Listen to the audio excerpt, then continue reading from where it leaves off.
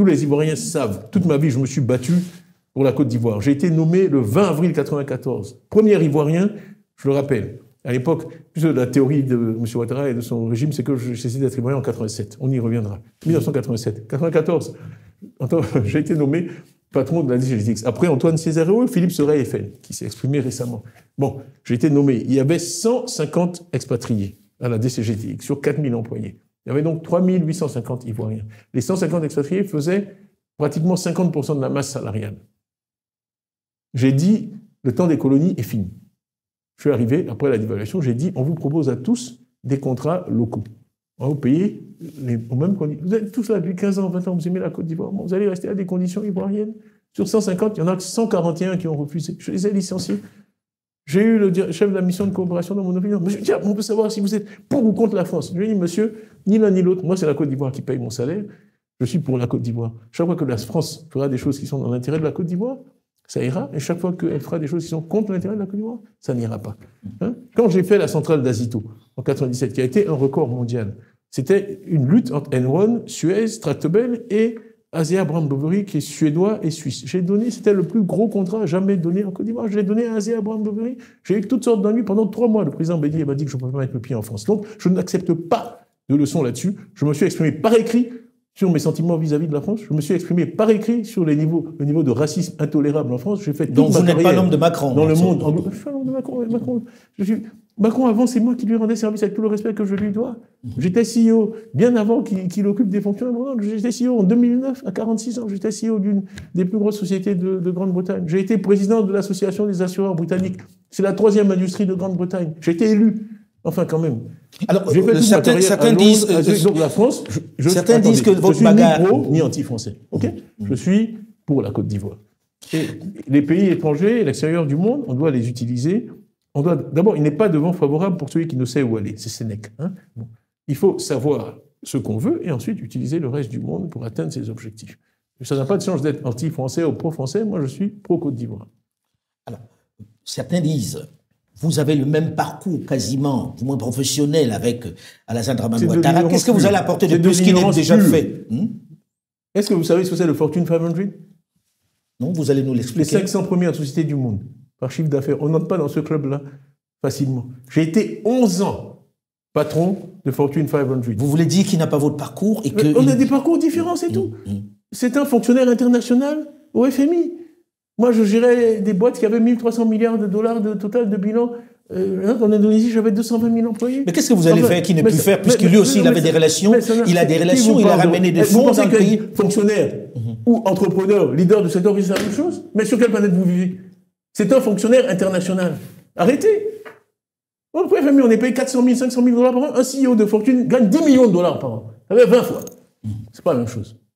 Donc vous pensez qu'il n'est plus à la hauteur? Je ne sais pas qui il est. Moi, je suis un homme du privé. Ce que je peux apporter, c'est de la création d'emplois. Je sais comment on investit, je sais comment on dirige une entreprise. Je suis un manager, je l'ai prouvé. C'est pas une question de relation. Moi, je connais Mike Bloomberg parce que Crédit Suisse est un des plus gros clients de Bloomberg dans le monde. Je connais... mais il a toujours dit qu'il avait aussi des grandes relations, des relations importantes. Le rôle qu'il joue dans l'économie mondiale. Ils viennent dans les pays de temps en temps et ils regardent les grands équilibres macroéconomiques. Ça n'a rien à voir avec être sur les marchés tous les jours et que ça a un impact sur votre compte d'exploitation. Alors si vous deviez dresser son bilan aujourd'hui, si vous deviez dresser son bilan... Je ne dis pas qu'il a un mauvais profil, je dis juste que de dire qu'on a le même profil, c'est de l'ignorance pure. Voilà. Mais est-ce que son bilan est mauvais? Être au FMI, ou être patron d'une Fortune 500, c'est la même chose, c'est de l'ignorance pure, ça n'a rien à voir. C'est comme jouer au football et jouer au hockey, c'est deux sports différents. Voilà, point à la ligne. Bon, son bilan, je l'ai dit, moi je ne me contredis pas. J'ai adopté un ton très conciliant, même quand on m'a envoyé 39 bus pour m'empêcher, alors qu'on avait un deal, non certains, 39 bus de police. J'ai dû aller le 16 au matin, parce que c'est un plan en 2 phases. C'est un commissaire qui me l'a dit. Le but, c'était de créer de la violence pour pouvoir m'arrêter. Bon, dire que j'avais suscité des violences. Quand ils sont venus à 2h du matin chasser nos gens qui étaient en train d'installer les micros, etc., on a dit du calme. À 7h du matin, j'ai fait un communiqué disant aux militants de grâce, soyez calmes, c'est de la provocation, ne réagissez pas. On m'a dit d'ailleurs que c'est un communiqué qui allait très haut dans l'administration américaine. On a dit, voici un comportement exemplaire d'un opposant africain qu'on aimerait voir dans plus d'endroits. Ensuite, quand ça a chauffé, comme ça n'a pas marché, ils sont allés occuper le siège du PDCI. En Depuis 1946, jamais des forces de l'ordre n'ont occupé un siège du PDCI, même sous la coloniale, même à l'époque de la guerre froide, quand on était affilié au Parti communiste. Ils sont allés occuper le siège du PDCI à Cocody en pensant que ça allait mettre le feu aux poudres. C'est là que je suis allé, il y a les images sur Internet où j'ai dit aux gens, vous savez, dans la vie, on ne peut pas contrôler les événements, mais on contrôle toujours comment on réagit. Et là, on va montrer notre supériorité, notre noblesse, c'est dans notre réaction. On va montrer qu'on est le parti de la paix, on va être civilisé, on ne va pas répondre à la provocation. Pour vous, on est dans un régime de violence en Côte d'Ivoire aujourd'hui? Les images ont été diffusées du pauvre Kwaku Djabia qui a été jeté dans un véhicule de force. C'est à la fondation Konrad Adenauer, qui est une fondation pour la paix, créée par M. Adenauer après le drame de la Seconde Guerre mondiale, qui est financée par l'État allemand, qui nous aide dans les formations pour les élections, etc. Le petit était là, il parlait avec un vigile, un véhicule noir qui traînait là depuis 16h35 est arrivé.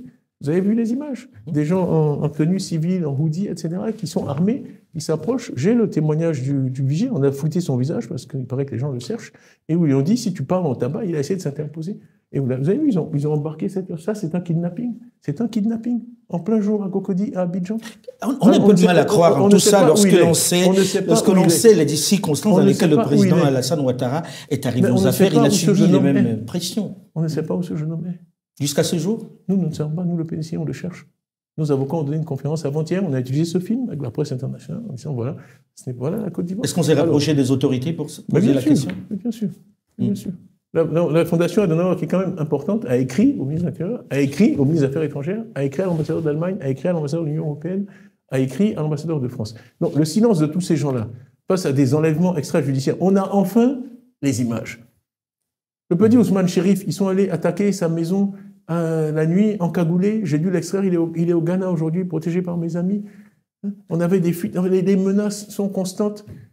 Mon frère Aziz a été arrêté à sa sortie avec toute l'informatique qu'on a. Après, on lui dit, il y a erreur sur la personne. Aziz Thiam, ancien ministre des Transports, arrêté. Mais Tidjane Thiam, vous êtes censé être candidat, en tout cas c'était l'ambition. Avec tout ça, qu'est-ce qui vous reste comme chance? Qu'est-ce qui vous fait encore aujourd'hui croire que vous pouvez retourner en Côte d'Ivoire et participer à cette élection présidentielle d'octobre prochain? Est-ce qu'il y a une chance, une toute petite chance, une fenêtre?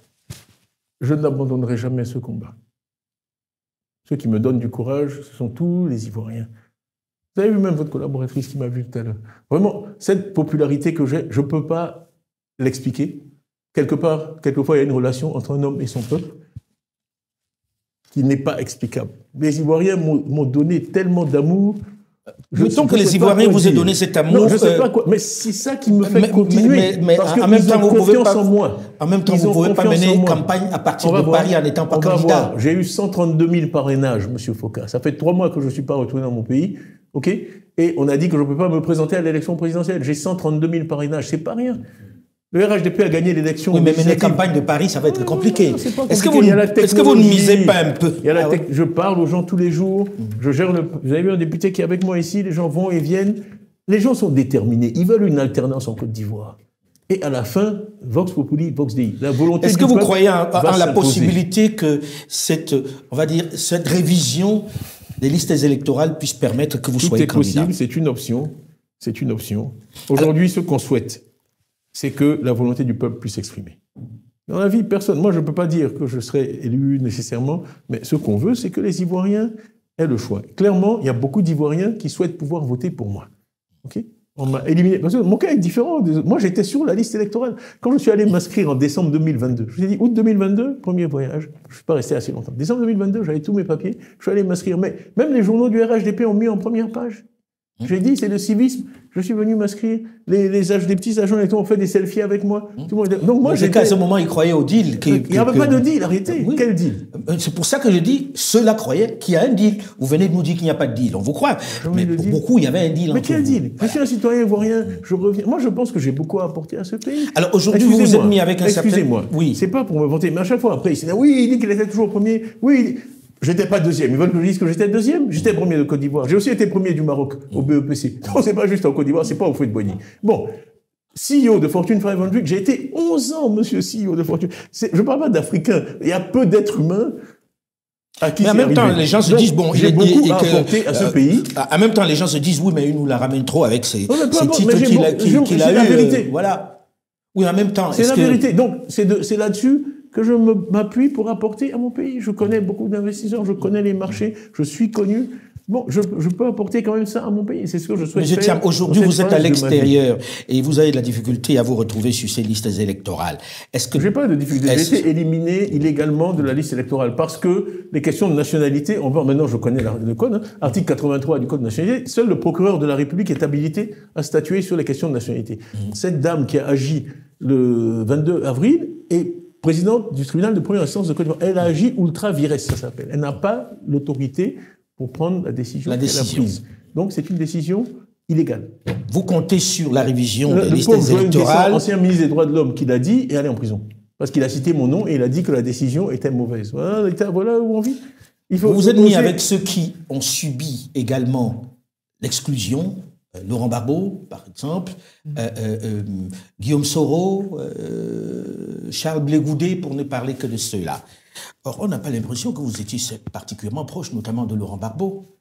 C'est un mariage de la souris et de la carpe. Vous savez, la vie, on est tous ivoiriens. Moi, malheureusement, mes camarades de terminale sont allés me parrainer il y a 2 jours à Abidjan. C'est moi, on sait où j'étais. Mais la relation avec Gbagbo et Bédi, avec Gbagbo et vous-même. Madame Gbagbo, elle faisait l'entrée du lycée classique. Elle enseignait la classe là-bas. Ce sont des gens que je connais depuis mon enfance. Moi, j'ai vu Gbagbo sortir de la chambre d'Oufoué 1000 fois. Ce sont des gens que je connais depuis mon enfance. Et Gbagbo, je vous ai dit qu'en 2000, je l'ai beaucoup aidé, il le sait, avec Guy Laberty et d'autres, à revenir au pouvoir. Et qui m'a proposé d'être Premier ministre. Donc, on n'a pas de problème. Okay, non, on vous a pas beaucoup vu là-dessus, et on vous a pas non plus entendu sur les questions de Laurent Gbagbo non plus. On était loin de l'élection, on m'a jamais posé la question. Okay. Parce que certains disent oui, mais il n'a pas parlé des autres. C'est pas vrai. J'ai des discours en août 2023, mais c'est faux. En août 2023. Vous avez réagi sur la situation Gbagbo? Bien sûr. En août 2023. J'ai fait un discours en tant que coordinateur de la CAP où j'ai parlé de Gbagbo, de Soro, etc. En août 2023. En dénonçant ce qui leur arrivait? En août 2000, bien sûr.